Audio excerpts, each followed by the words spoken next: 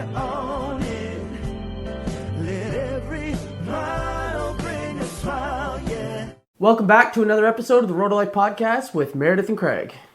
Happy New Year. We're into 2025. Happy New Year. 2025 is upon us. And today we've got a cool episode. We're talking about the difference between fitting in and belonging. Yeah, let's make 2025 the year that we stop fitting in. We stop covering a part of ourselves. We stop doing that assessment of who is the person we need to be, who will be accepted in this group, and then act like that person. Because when you do that, the love that comes to you doesn't ever land because it's not meant for you, because you're not actually being your true authentic self. Yeah. Because we both, I think, have a long history of fitting in and getting pretty good at fitting in. And for complete opposite reasons, actually. Go ahead. What was your reason? Well, I grew up in a fairly small place by most people's standards. Like, I grew up in a town of 30,000 people. Not a huge spot. And going to school in grade 1 through 6, I was in the same class with the same kids, grades 1 through 6. We got some new blood in grade 7 and then a little bit another new blood in grade 10, but 1 through 6, virtually the same 20, 25 kids. So in grade 1, if you became an outcast in your class, you were an outcast all the way through. Did you know that in grade 1, if you didn't fit in, your life was going to be very difficult for the next 5, 6, 7 years? I think so, yeah. Like, I knew that there was only one, I was in French immersion, there's only one French immersion class in my school, so we were the same kids that cohorted together for those 6 years, and there was a couple of kids that didn't really fit in. One was a troublemaker, one was just a little different, and they never fit in with the core group of the rest of us kids. And so I think at 6 years old, I was pretty aware that if I don't fit in with these kids, I'm going to be on the outside looking in for the next 5, 6 years. So I think it started then that I got good at who do I need to be accepted in this group. And that carried forward for me all the way through the rest of my school, but even into like my corporate career. What version do I need to be accepted? What version of me do I need to be the high performer, to get the performance reviews that I want to, the people pleasing comes from that, the perfectionism comes from that. Like, I think a lot of that stemmed from being someone who wanted to fit in. And what I didn't learn until much later in life is that fitting in is the 100% complete opposite of belonging. We can get into that in a minute, but let's talk about your experience with fitting in first. So yeah, I had the exact opposite experience. I moved around so much. My family, my dad was in the military, so we moved around, bounced from school to school. So I would always have to be the new kid. And so every year it would be, for me, it would just be, you go into this new situation, all these new people, and you would just observe for a little bit. And then you'd figure out, okay, who do I need to be to now not be that social outcast or whoever you were just talking about in your class that didn't fit in. And I would just observe. And luckily, I played sports, and so that helped to kind of fit in with a certain group of people, the people that played sports, the athletes and stuff. But yeah, it was always just about, how do I fit into this area? And it was never me being my authentic self. I didn't ever bring that version of me. It was always just the version of me that I needed to survive not being a social outcast. And you're a super observant person. Like, when you approach a new situation, from my perspective, you seem to observe it from the outside first before sort of engaging in it. And I don't know if that comes from your experience or if that helped you, like, if you were already that way. Chicken or the egg. Yeah. Yeah. I think if I had to guess, I don't know, but if I had to guess, I would say it's probably because of that's what I used to survive. That was a function of your experience. Yeah. You would approach the new school, the new kids, observe them, what behaviors, what version of me is going to allow me to fit in with this new crew. Yeah. Yeah. And I think it's still something that I have to fight every day. Even in new situations, I'm still very observant. I'm trying not for it to be so that I can see who I need to be to fit in. It's more just a habit of, I just want to understand the dynamics and who's here and who everyone is and what's going on. And I'm trying really hard now to be more my authentic self in all these situations, a little bit more playful, the little bit more joking and jovial side of me that it historically didn't come out for a very long time. Like I would be much more reserved, much more not Serious. willing to put myself out there so that I'm not Is likely to be rejected by the group. exactly. Yeah. Whereas now I'm getting a little bit more comfortable with a version of me, and if you don't like it, well, then you're not for me, and there's others out there that are, kind of thing. Yeah. So, which I think also comes from building your self-worth, and like Yeah. it all Yeah. ties of course, together. Of course. Because for years I always heard about fitting in like it was the right thing, like it was a good thing, like I fit in with these people, like I belong here, and I linked those two things, and they're not the same. Well, we're raised that way. It's like, no, like, be polite. Don't do that. You can't invite all those kids. Like, you got to invite everyone in your class. Well, why do I have to invite everyone in my class? They're not all my friends.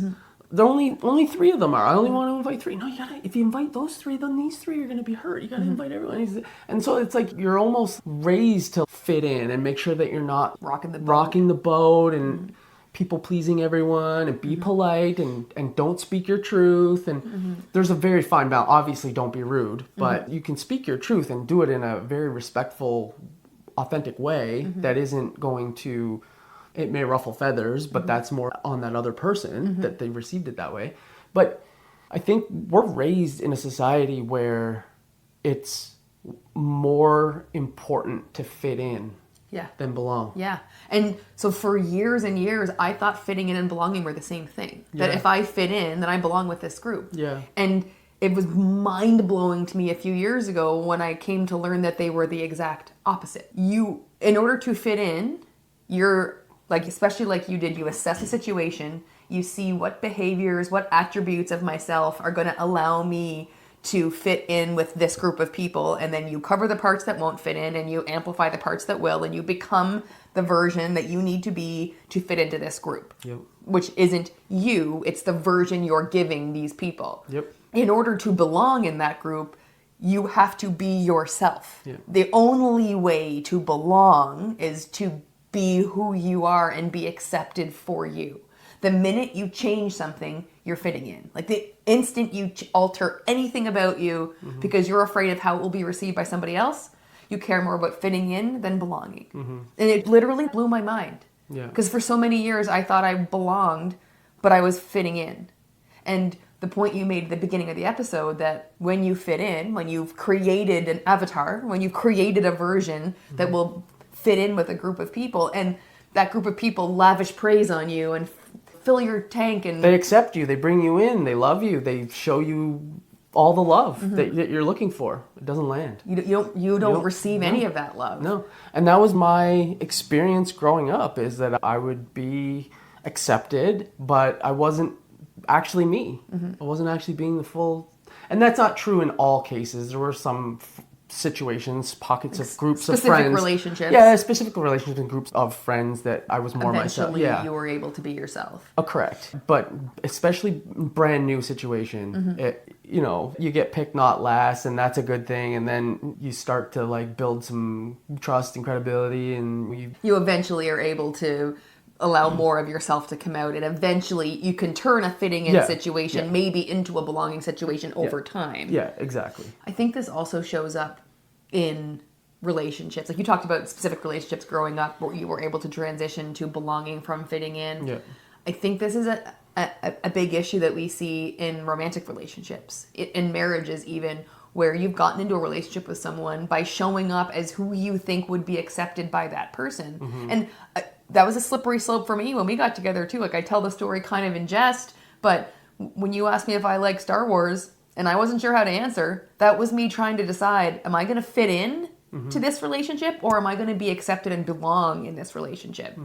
And I very easily could have gone the other way, because that's how I was conditioned. That was on my perfectionism, my imposter syndrome, my people pleasing, all bubbling up to my insecurities, my lack of self-worth, all bubbling up to the surface. And thankfully, I took the belonging path, but like it really could have gone either way in that moment. And had it gone that one way, I believe that over time I would have eventually found my way back to belonging with you. And However, told me the truth that you didn't like Star Wars. Eventually told you the truth that I don't like Star Wars. But I think a lot of people get stuck in that version who is accepted, and they don't know how to bring their true self out, and they end up in a relationship where they're in a loving relationship where the person is showing them love and respect, and it's not landing for them. They don't feel valued because they're not being themselves within their own relationship. There's only two people in this group, and you're still fitting in and not belonging with the person that you've chosen. And I think that stems from your own self-worth, your own level of self-acceptance for you. If you don't believe that you're good enough as you are, then you're constantly trying to portray a version of you that will be loved by the person that you love. And if you're always portraying this person, one, it's exhausting because you never actually get to be you. It takes emotional energy to constantly have your mask on and be the person you think you need to be accepted.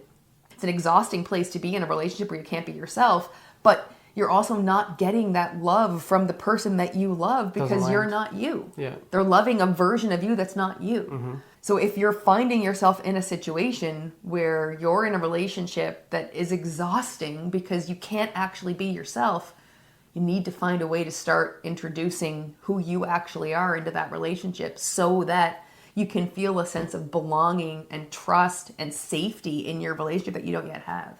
Yeah, and then when you do that, then the people pleasing and the imposter syndrome and the perfectionism, they go away because you're okay with yourself. You have that self-worth, that self-value, that self-acceptance that you're not looking for the other person. Because that's what people pleasing and perfectionism 100%. and imposter syndrome are. It's all a External result. validation. It's all a result of Yeah. you not having that validation for yourself, so you're looking for it externally.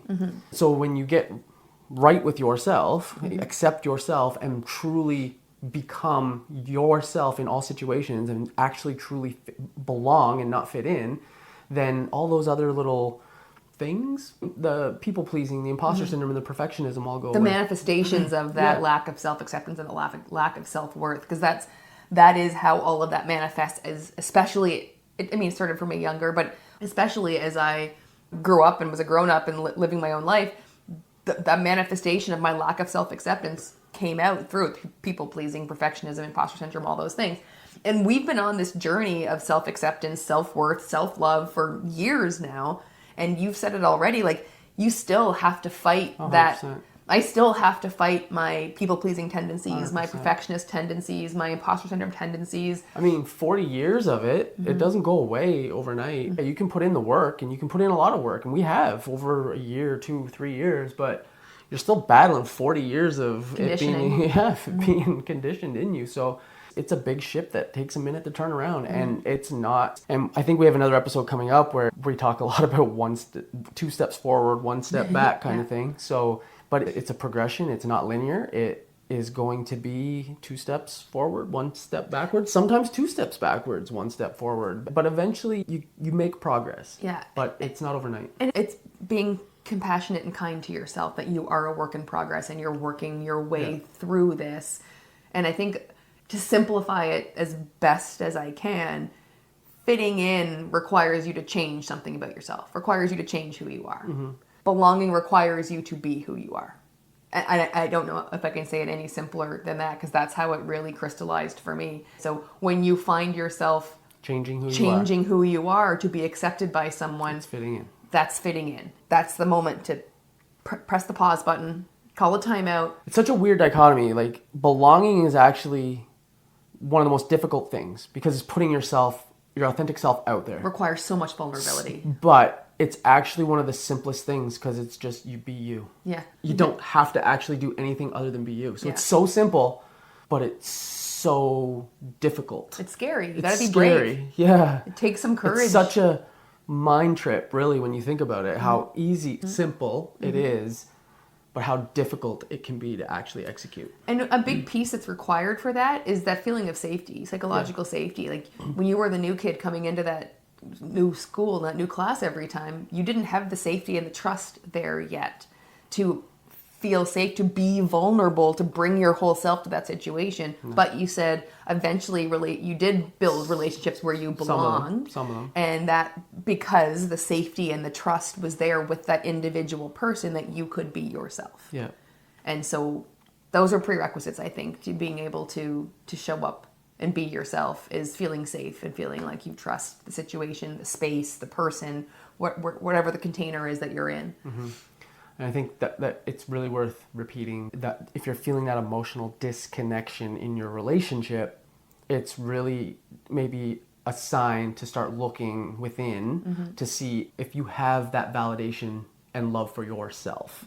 And because the chances are the reason that there's emotional disconnection is that the validation that you're receiving from your relationship is not landing for you because you're not actually being you. It's landing on a version of you that isn't you, and you know it.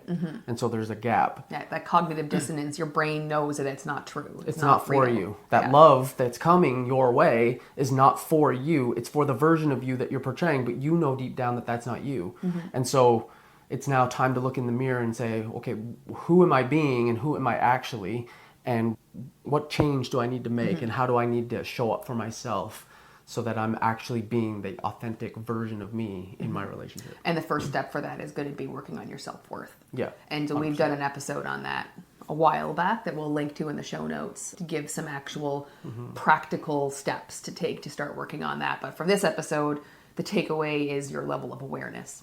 One of the last things I'll touch on, we've talked about it before, is in order to connect with another human being, like in order to feel that sense of belonging, you have to be vulnerable and show your flaws and all warts and all sort of thing, because humans, we don't connect with perfection. None of us are perfect. And so if I only get perfection, if I'm getting like the glossy version of you that just doesn't show any of your flaws, that only shows me that you're perfect in every area of your life, I can't connect with you because I know inside I'm not perfect. And so I'm never going to measure up to your expectations in my mind. And in order for you and I to be able to connect, I need to see your flaws and imperfections, and you need to see mine. It's just the way humans are wired. So what you're saying is if you show me yours, I'll show you mine? Yeah, totally. show them at the same time, count of 3. I know for me, I probably needed someone to tell me a long time ago that it's okay to be myself, to be the flawed, imperfect version of me that's still learning, that's still working, that's still figuring things out. So if you need a permission slip to be you, this is it. This is it. Yeah. Like, be you. The people that are meant for you are going to come to you, and the people who aren't are going to leave, and that's great. And there's a reason you're here. There's a reason you're here on this planet doing your thing. It's because you're the only you there is, and the world needs you. Yeah. Like, the odds of you actually becoming a human being in this world are like 1 in like 400 trillion or something. It's like an insane number. So it's not a mistake that you're here. It's a miracle. And the reason is because you have a gift. You are a unique being on this planet, and we need you to be you. It's the only way this works. It's the only way life works for you. Yeah. To feel loved, to feel a sense of belonging, which is an innate human need. Like, evolutionarily, we need other humans. But it's also the only way it works for everyone, because you're here to be you. And if you're not being you, then the world's missing out on something. So we're also missing out on the gift of you if you're not being you. So, yeah, permission slip. Granted. If you're looking for that, here it is. Now go be you. And the benefits of it, you build such a bond with people, and with anyone really, but specifically we'll talk about a marriage. Like we already talked about, if you're not showing up as you, the disconnection that happens. But let's talk a little bit about the opposite of that. When you actually show up as your true authentic self, the connection that you can have, the bond that you can build is pretty special. Yeah. It's pretty special. And because the love that the other person has for you, which is immense, is actually landing on you. You're actually taking it in, and now you have all that love and you're giving it back, and it's an exponential kind of love bomb almost. But then also that you feel so good about it that you're also doing that for other people in your other relationships in your life, and it's just infinite. Yeah, it really is, yeah. So, question for you. Now that we've talked about this together in this episode, what's the one thing you're going to do to give yourself permission to show up as yourself? How are you going to make yourself aware when you're feeling that disconnect, when you're feeling that emotional energy drain? What are you going to do for building your own self-worth and your own self-acceptance? What's the one thing, the one action you're going to take based on this episode? We'll leave you with that. Bye for now. See you next week. Hold up,